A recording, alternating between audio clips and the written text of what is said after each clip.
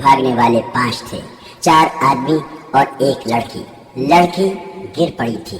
بھاگنے والوں میں سے ایک نے کہا، ہمارے ساتھ تم جو سلوک کرنا چاہتے ہو کر لو، مگر یہ لڑکی زخمی ہے، ہم امید رکھیں گے کہ تم اسے پریشان نہیں کرو گے۔ ایک گھوڑے کی زین کے ساتھ مشل بندی ہوئی تھی، کھول کر جلائی گئی۔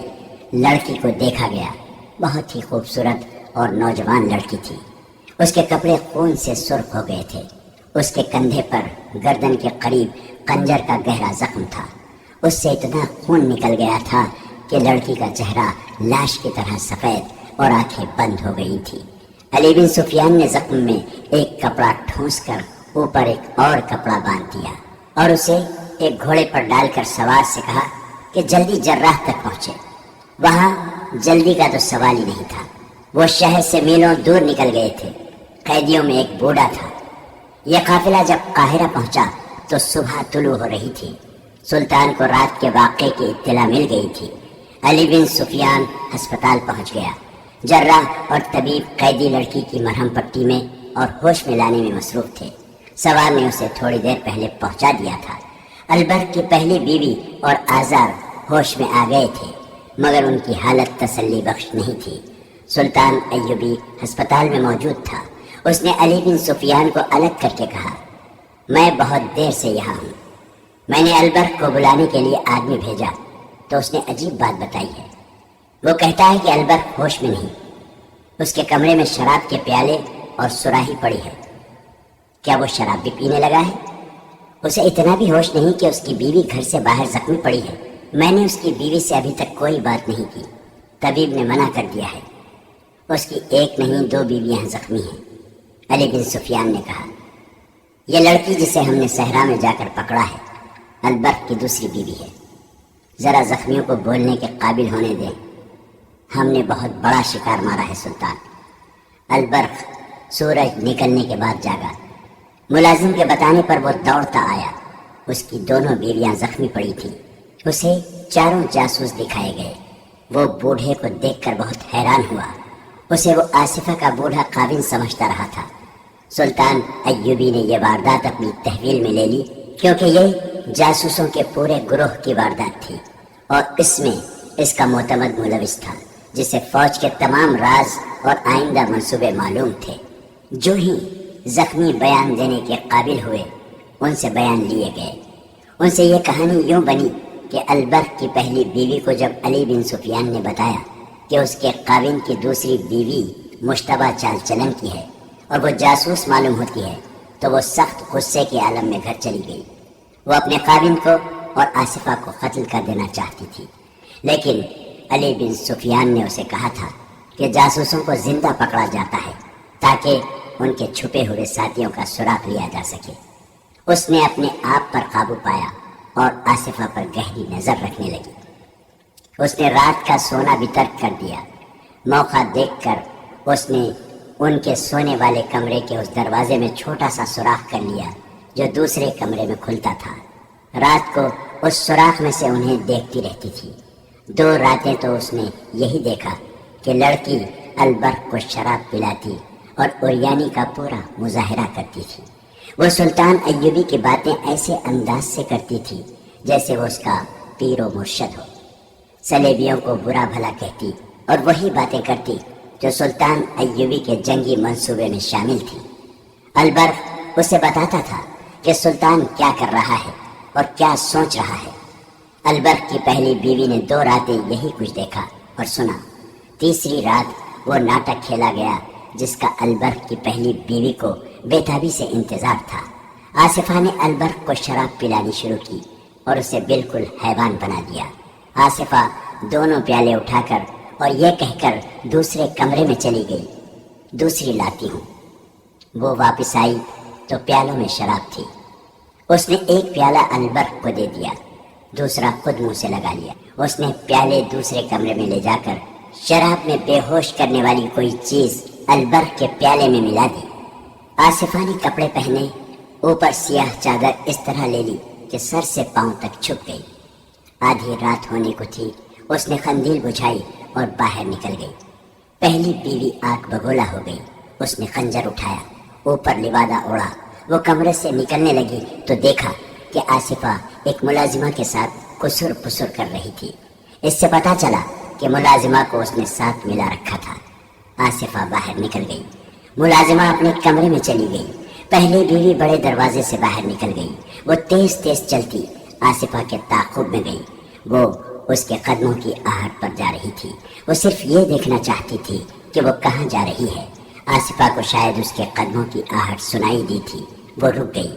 پہلی بیوی اندھیرے میں اچھی طرح دیکھ نہ سکی۔ وہ آصفہ کے قریب چلی گئی اور رک گئی۔ اچانک آمنے سامنے آ جانے سے پہلی بیوی فیصلہ نہ کر سکی کہ کیا کرے۔ اس کے منہ سے نکل گیا، کہاں جا رہی ہو آصفہ؟ پہلی بیوی کو معلوم نہ تھا کہ لڑکی کی حفاظت کے لیے ایک آدمی چھپ چھپ کر اس کے ساتھ جاتا ہے جو کسی کو نظر نہیں آتا۔ آصفہ نے اپنے ہاتھ پر ہاتھ مارا اور البرق کی پہلی بیوی سے ہنس کر کہا، آپ میرے پیچھے آئی ہیں یا کہیں جا رہی ہیں؟ اتنے میں پیچھے سے کسی نے پہلی بیوی کو بازوؤں میں جکڑ لیا، مگر اس عورت نے گرفت مضبوط ہونے سے پہلے ہی جسم کو زور سے جھٹک دیا اور آزاد ہو گئی۔ اس نے تیزی سے خنجر نکال لیا۔ اس کے سامنے ایک آدمی تھا۔ عورت نے اس پر وار کیا جو وہ بچا گیا۔ آدمی نے ایسا وار کیا کہ خنجر عورت کے پہلو میں اتر گیا۔ اس آدمی نے دیکھ لیا تھا کہ عورت کے پاس خنجر ہے۔ وہ فوراً پیچھے ہٹ گیا۔ پہلی بیوی نے آصفہ پر حملہ کیا اور خنجر اس کی گردن اور کندھے کے درمیان اتار دیا۔ لڑکی نے زور سے چیخ ماری۔ آدمی نے پہلی بیوی پر وار کیا جو یہ عورت پھرتی سے بچا گئی۔ اس نے وار کیا تو اس آدمی نے اس کا بازو اپنے بازو سے روک لیا۔ آصفہ گر پڑی تھی۔ البرق کی پہلی بیوی کو بھی گہرا زخم آیا تھا جو پہلو سے پیٹھ تک چلا گیا تھا۔ وہ ڈگمگانے لگی۔ وہ آدمی آصفہ کو اٹھا کر کہیں چلا گیا۔ علی بن سفیان کے دو جاسوس عمر اور آذر چھپ کر دیکھ رہے تھے۔ انہیں معلوم نہیں تھا کہ دوسری عورت کون ہے۔ عمر اس آدمی کے پیچھے چھپ چھپ کر گیا جو آصفہ کو اٹھا لے گیا تھا۔ وہ اسی مکان میں لے گیا جہاں وہ جایا کرتی تھی۔ وہاں سے عمر علی بن سفیان کو اطلاع دینے چلا گیا۔ آذر نے بتایا کہ وہ وہیں چھپا رہا۔ زخمی عورت وہیں پڑی تھی، وہاں اور کوئی نہ تھا۔ آذر اس عورت کے پاس جا کر بیٹھ گیا۔ پیچھے سے کسی نے اس پر خنجر سے 3 وار کیے اور حملہ آور بھاگ گیا۔ آذر وہیں بے ہوش ہو گیا۔ شام تک البرق کی پہلی بیوی اور آذر کی حالت بگڑ گئی۔ جراحوں اور طبیبوں نے بہت کوشش کی مگر وہ زندہ نہ رہ سکے۔ البرق کی پہلی بیوی نے علی بن سفیان سے کہا تھا کہ وہ اپنے قابل کو قربان کر سکتی ہے، قوم اور ملک کی عزت کو قربان ہوتا نہیں دیکھ سکتی۔ اس نے قوم کے نام پر جان دے دی۔ سلطان ایوبی کے حکم سے قادم الدین البرق کو قید خانے میں ڈال دیا گیا۔ اس نے یقین دلانے کی ہر ممکن کوشش کی کہ اس نے یہ جرم دانستہ نہیں کیا۔ وہ ان لوگوں کے ہاتھوں میں بیوقوف بن گیا تھا، مگر یہ ثابت ہو چکا تھا کہ اس نے حکومت اور فوج کے راز شراب اور حسین لڑکی کے نشے میں دشمن کے جاسوسوں تک پہنچائے ہیں۔ سلطان ایوبی قتل کا جرم بخش سکتا تھا، شراب خوری اور عیاشی اور دشمن کو راز دینے کے جرائم نہیں بخشا کرتا تھا۔ آصفہ سے اس روز کوئی بیان نہ لیا گیا۔ اس پر زخم کا اتنا اثر نہیں تھا جتنا خوف کا تھا۔ وہ جاسوس لڑکی تھی، سپاہی نہیں تھی۔ اسے شہزادی کے روپ میں شہزادوں کے بھید لینے کی ٹریننگ دی گئی تھی۔ اس نے سوچا بھی نہ تھا کہ اس کا یہ حشر ہو سکتا ہے۔ اس پر زیادہ خوف اس کا تھا کہ وہ مسلمانوں کی قیدی ہے اور مسلمان اسے بہت خراب کریں گے۔ ایک قطرہ یہ بھی اسے نظر آیا تھا کہ مسلمان اس کے زخم کا علاج نہیں کریں گے۔ اس نے اس خطرے کا اظہار ہر اس آدمی سے کیا جو اس کے قریب گیا۔ وہ ڈرے ہوئے بچے کی طرح روتی تھی۔ علی بن سفیان نے اسے بہت تسلی دی کہ اس کے ساتھ وہی سلوک کیا جائے گا جو کسی مسلمان زخمی عورت کے ساتھ کیا جاتا ہے، مگر وہ سلطان ایوبی سے ملنا چاہتی تھی۔ آخر سلطان کو بتایا گیا۔ سلطان ایوبی اس کے پاس گیا اور اس کے سر پر ہاتھ رکھ کر کہا کہ اس حالت میں وہ اسے اپنی بیٹی سمجھتا ہے۔ میں نے سنا تھا کہ سلطان ایوبی تلوار کا نہیں دل کا بادشاہ ہے۔ آصفہ نے روتے ہوئے کہا، اتنا بڑا بادشاہ جسے شکست دینے کے لیے عیسائیوں کے سارے بادشاہ اکٹھے ہو گئے ہیں، ایک مجبور لڑکی کو دھوکہ دیتے اچھا نہیں لگتا۔ ان لوگوں سے کہو کہ مجھے فوراً زہر دے دے۔ میں اس حالت میں کوئی اذیت برداشت نہیں کر سکوں گی۔ کہو تو میں ہر وقت تمہارے پاس موجود رہوں گا۔ سلطان ایوبی نے کہا، میں تمہیں دھوکہ بھی نہیں دوں گا، اذیت بھی نہیں دوں گا، مگر وعدہ کرو کہ تم بھی مجھے دھوکہ نہیں دو گی۔ تم ذرا اور بہتر ہو لو۔ طبیب نے کہا ہے کہ تم ٹھیک ہو جاؤ گی۔ اگر تمہیں اذیت دینی ہوتی تو میں اسی حالت میں قید خانے میں ڈال دیتا، تمہارے زخم پر نمک ڈالا جاتا، تم چیخ چیخ اور چلا چلا کر اپنے جرم اور اپنے ساتھیوں سے پردے اٹھاتی، مگر ہم کسی عورت کے ساتھ ایسا سلوک نہیں کیا کرتے۔ البرق کی بیوی مر گئی ہے، لیکن تمہیں زندہ رکھنے کی پوری کوشش کی جا رہی ہے۔ میں ٹھیک ہو جاؤں گی تو میرے ساتھ کیا سلوک کرو گے؟ اس نے پوچھا۔ یہاں تمہیں کوئی مرد اس نظر سے نہیں دیکھے گا کہ تم ایک نوجوان اور خوبصورت لڑکی ہو، سلطان ایوبی نے کہا۔ تم یہ خدشہ دل سے نکال دو، تمہارے ساتھ وہی سلوک ہوگا جو اسلامی قانون میں لکھا ہے۔ اس مکان کی تلاشی لی گئی تھی جہاں آصفہ جایا کرتی تھی۔ وہ کسی کا گھر نہیں تھا، جاسوسوں کا اڈا تھا۔ اندر ہی استبل بنا ہوا تھا۔ اندر سے 5 آدمی برآمد ہوئے تھے، انہیں گرفتار کر لیا گیا تھا۔ ان 5 نے اور ان 4 نے جنہیں تعاقب میں پکڑا گیا تھا، جرم کا اعتراف کرنے سے انکار کر دیا۔ آخر انہیں اس تہہ خانے میں لے گئے جہاں پتھر بھی بول پڑتے تھے۔ بوڑھے نے تسلیم کر لیا کہ اس نے اس لڑکی کو دانے کے طور پر پھینک کر البرق کو پھانسا تھا۔ اس نے سارا ناٹک سنا دیا۔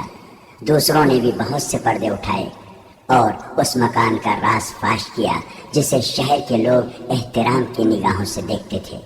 اس مکان میں بہت سی لڑکیاں رکھی گئی تھیں جو 2 مقاصد کے لیے استعمال ہوتی تھیں، ایک جاسوسی کے لیے اور دوسری حاکموں اور اونچے گھرانے کے مسلمان نوجوانوں کا اخلاق تباہ کرنے کے لیے۔ وہ مکان جاسوسوں اور تقریب کاروں کا اڈا تھا۔ ان جاسوسوں نے یہ بھی بتایا کہ سلطان ایوبی کی فوج میں انہوں نے اپنے آدمی بھرتی کرا دیے ہیں جنہوں نے سپاہیوں میں جوے بازی کی عادت پیدا کر دی ہے۔ وہ ہاری ہوئی بازی جیتنے کے لیے ایک دوسرے کے پیسے چراتے اور چور بنتے جا رہے ہیں۔ شہر میں انہوں نے 500 سے کچھ زیادہ فاحشہ عورتیں پھیلا دی ہیں جو نوجوانوں کو پھانس کر انہیں عیاشی کی راہ پر ڈال رہی ہیں۔ خفیہ قمار خانے بھی کھول دیے گئے ہیں۔ ان لوگوں نے یہ بھی بتایا کہ ان سوڈانیوں کو سلطان کے خلاف بھڑکایا جا رہا ہے جنہیں فوج سے نکال دیا گیا تھا۔ سب سے اہم انکشاف یہ تھا کہ انہوں نے 6 ایسے مسلمان افسروں کے نام بتائے جو سلطان ایوبی کی حکومت میں اہم حیثیت رکھتے تھے مگر سلطان کے خلاف کام کر رہے تھے۔ آصفہ عیسائی لڑکی تھی، اس کا نام فلیمنگو بتایا گیا۔ وہ یونانی تھی، اسے 13 سال کی عمر سے اس کام کی ٹریننگ دی جا رہی تھی۔ اسے مصر کی زبان سکھائی گئی۔ ایسے سینکڑوں لڑکیاں مسلمان علاقوں میں استعمال کرنے کے لیے تیار کی گئی تھیں جنہیں چوری چھپے ادھر بھیجا گیا تھا۔ اس لڑکی نے بھی کچھ نہ چھپایا۔ 15 روز بعد اس کا زخم ٹھیک ہو گیا۔ اسے جب بتایا گیا کہ اسے سزائے موت دی جا رہی ہے تو اس نے کہا، میں خوشی سے یہ سزا قبول کرتی ہوں۔ میں نے سلیب کا مشن پورا کر دیا ہے۔ اسے جلاد کے حوالے کر دیا گیا۔ دوسروں کی ابھی ضرورت تھی۔ ان کی نشاندہی پر چند اور لوگ پکڑے گئے جن میں چند ایک مسلمان بھی تھے۔ ان سب کو سزائے موت دی گئی۔ البرق کو 100 بیت کی سزا دی گئی جو وہ برداشت نہ کر سکا اور مر گیا۔ اس کے بچوں کو سلطان ایوبی نے سرکاری تحویل میں لے لیا۔ ان کے لیے سرکاری خرچ پر ملازمہ اور اتالیق مقرر کیے گئے۔ وہ البرق کے بچے نہیں، ایک مجاہد کے بچے تھے۔ ان کی ماں شہید ہو گئی تھی۔